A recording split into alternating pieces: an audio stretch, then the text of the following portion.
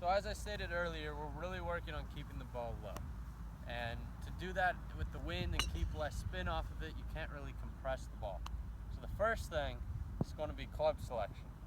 Say you're 150 out, you're going into a pretty heavy wind, and you want to hit your 9-iron because that's your 150 club. Well, today I'm going to want you to grab your 7 and just really hit a 3/4 swing and make sure to keep it low because we're not trying to compress the ball. The more you compress the ball, the more the spin and the more the wind will affect it and will just balloon straight up, all right? So I have an 8 in my hand, so I'm going to play this about a 140-yard shot. So what you're going to do is normal setup, normal grip, normal everything. So once you set up, I'm going to have you take one little tiny step forward. So the ball is not in the forward middle of your stance, but it's rather in the middle back of your stance, all right? Once you do that, it's going to create a little bit of a shaft lean with your club. And that's going to deal off the club a little bit, so you're making up for that extra spin that the ball will have. Once you do that, it's not going to be a full swing, Cabot. I see you going really far back.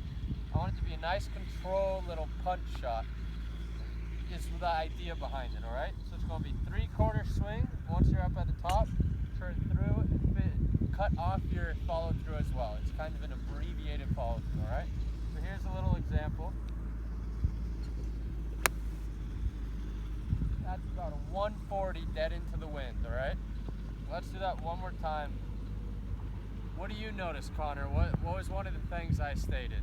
One of the things Definitely to remember. The abbreviated follow through. Abbreviated follow through. It's here. It's not all the way around, but it's more holding it off.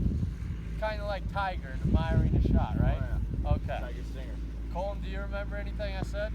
But you swung slow enough to where you just kind of hit it on line. You didn't really like press the ball. It was more about controlling the ball compared to hitting the mark. Perfect. Do you know a side reason to why we do that?